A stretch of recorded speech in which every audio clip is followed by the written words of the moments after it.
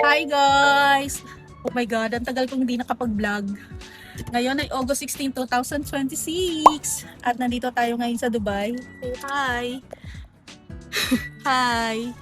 Tayo ay mag-hotel. Nandito tayo ngayon sa Ibis Hotel malapit sa airport. So, yes po, uuwi na naman kami for this year, 2026. Medyo delay siya kasi nga gawa ng mga nangyari dito sa Middle East. Dapat nakabook na kami dati ng July. So, nagkaroon ng conflict. Yung airlines na dapat nakukunin namin, which is yung sa Hong Kong, Cathay Pacific, na cancel siya. So, kaya nag-book kami sa Emirates. So, dito na kami sa Ibis kasama yung kapatid ko. So, bukas yung aming flight. At nakapag-check-in na rin kami. Papahinga lang kami ng konti. Mamaya pupunta kami dun sa Dubai. Kasi, itong sasakyan namin, inilalagay talaga namin sa parking ng 1 month. Kasi nga, diba, malayo tayo sa city. Doon pa kami, taga-Al-Ain pa kami. So, mamaya na lang. Pakita ko sa inyo yung hotel. So, guys, nandito na tayo sa loob ng Ibis. Simpleng-simple lang to, guys, yung itsura niya. So, pakita ko sa inyo. Ayan, pagpasok nyo, ito yung pinto. Tapos, ito yung mga ilaw, yan, mga ilaw. Tapos, ito yung ating aircon. Then, dito, guys, simple lang. Meron ditong lagayan ng mga gamit. Tapos dito yung merong malaking space din dito. Tapos meron tayong TV. Ako na. Tapos may libre silang tubig. Ang ganda ng tubig nila.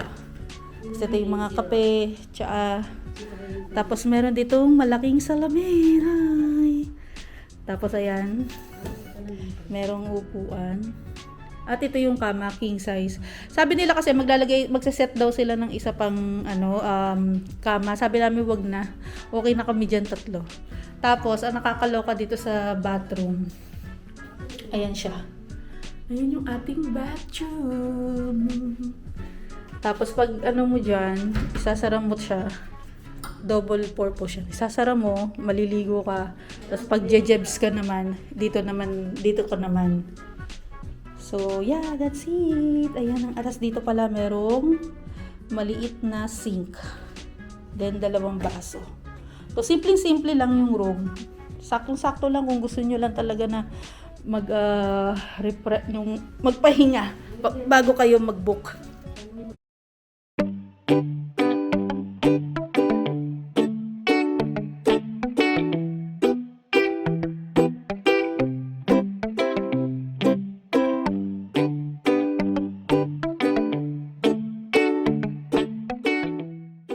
Guys, so ngayon ay August 17, 2026 at naghihintay na lang kami ng check-out. Papunta na kami ng airport. So mamaya pa naman, mga 1 o'clock pa naman yung check-out namin. Nag-late check-out ako. Then, hintay lang namin makasakay ng taxi yung kapatid ko. Then, sasabay na kami sa service dito sa hotel. Dito sa hotel, guys, meron siyang free na transpo every 15 minutes. So, ito yung kagandahan kapag malapit sa hotel na nagbubook. Lagi may mga free transportation. So, hindi naman kami nagmamadali kasi yung aming flight ay mamaya pang 5 PM sa Terminal 3. So, ito yung first time ng ni Papa, ng Emirates Airlines niya. Tapos ako naman 15 years ago yata nung nag-Emirates ako. Matagal na. So, at least tsaka ngayon bago kasi yung airport. Dati kasi ang Emirates nasa Terminal 1. Ngayon nasa Terminal 3 na dito sa Dubai.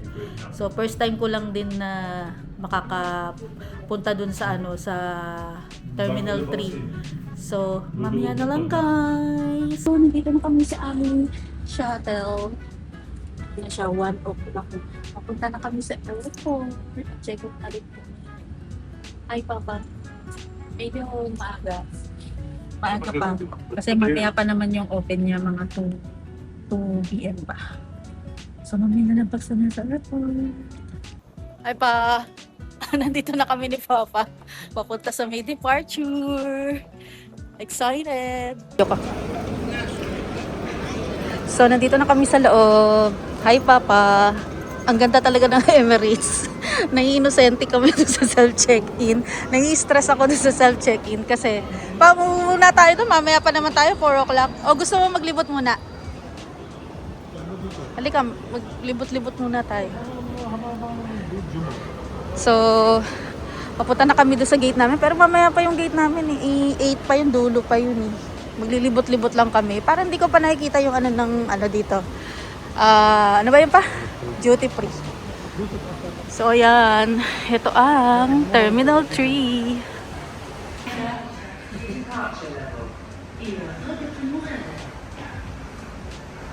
Saan kaya tayo? Pinas? Ha? Davao.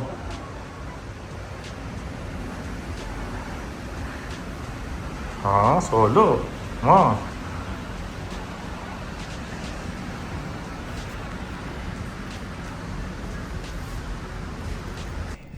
So guys, meron pala ako ikukwento sa inyo. Alam nyo ba, nai-stress ako. Nai-stress ako kasi nag-self-check-in kami. So, first time kasi namin mag-self-check-in na gamit dito sa Emirates. Kasi nga first time nga namin dito sa Terminal 3. So, ang nangyari, pag check-in ko, yung bag ko, na-finish ko siya. Tapos yung kay Papa, hindi siya nasama. Tapos nung nagtanong kami doon sa nagbabantay, sabi namin, bakit ganun? Sabi sa akin, kasi daw na-finish ko na. Tapos yun, tinuruan lang kami, nag-add baggage. Yung pag mga ganung bagay guys, parang feeling mo, tanga-tanga mo, no? Pag gano'n. Yung feeling ko sa sarili ko, ano ka ba, may pinag-aralan ka, simpleng ganun lang, nagkakamali ka. Parang ganun yung naramdaman ko kanina. Kaya na-stress ako sa simpleng ganun, parang na-down ko yung sarili ko na yung mga ganung simpleng gawain lang, nagkakamali pa. Kakaloka. So, itong airport nila ng Terminal 3, kasi nga first time din naman namin dito. Masasabi ko naman okay naman yung kanilang airport, pero kung i-compare ko siya sa Singapore, talagang super ganda ng Singapore. Ang dami nyong may explore, ang dami nyong magagawa. Ang dami nyong mapupuntahan sa may Singapore airport. Tapos yung mga upuan nila doon, napahingahan, mas maganda siya, sa totoo lang. Tapos yung duty free nila dito malaki rin, maganda rin dito sa may Terminal 3. Excited na ako. Alam niyo mga guys, matutulog na lang ako mamaya sa airport, or else magda-download pala ako nung pinapanood kong anime. So, mamaya na lang guys pag nandoon na tayo sa eroplano. Boarding. Ayun yung eroplano namin. Say hi pa.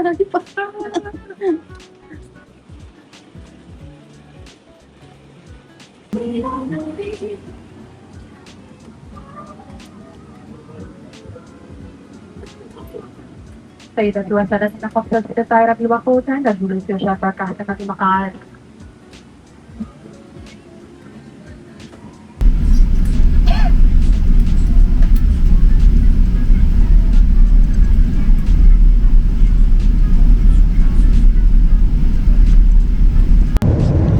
So guys, nandito na kami sa may eroplano. Siya nga pala, magagamit nyo yung wifi nyo dito sa may Emirates.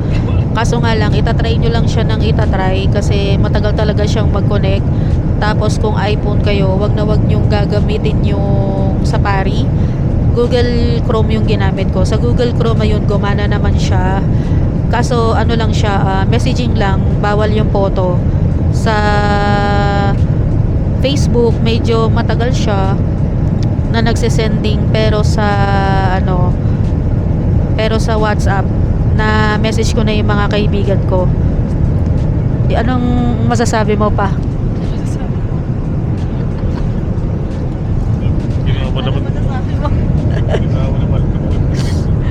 Hinihintay namin guys, beef or chicken.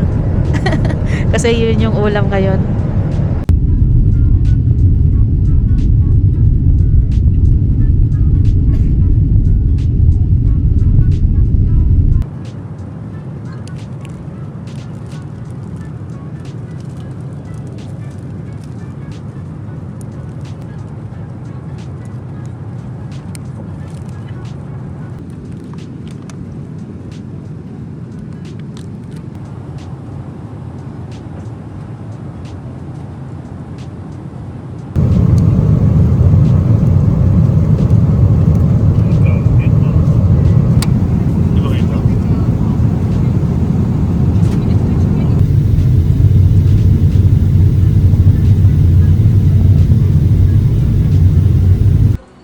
Pinas na kami. Hintay na lang kami sa main baggage. Kung saan kami.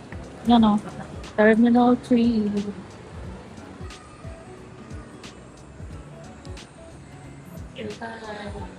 Tayo na lang natira. Hintay pa ng bagahe. Okay.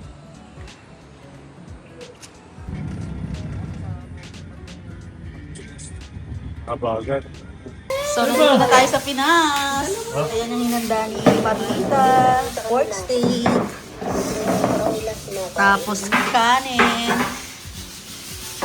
Ayan, yan ang ating pagkain galing Pinas. Kain na tayo. Kain.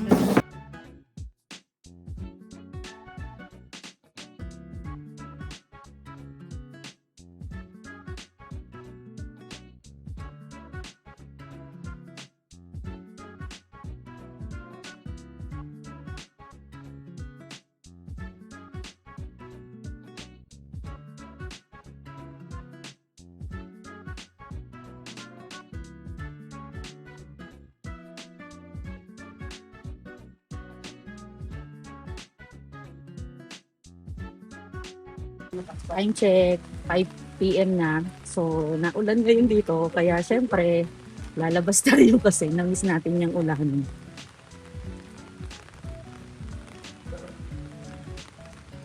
Ito yung area namin.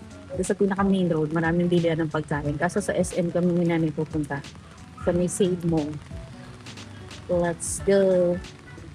Say hi ka naman ha, sa vlog ko. Ay, Ba yun? ay, sa Balot na balot.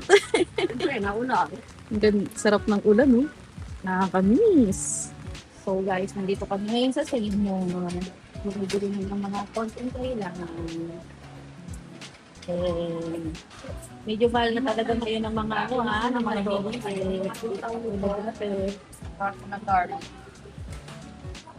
Tapos nung mamili kami ng ano. Ano kaya ito?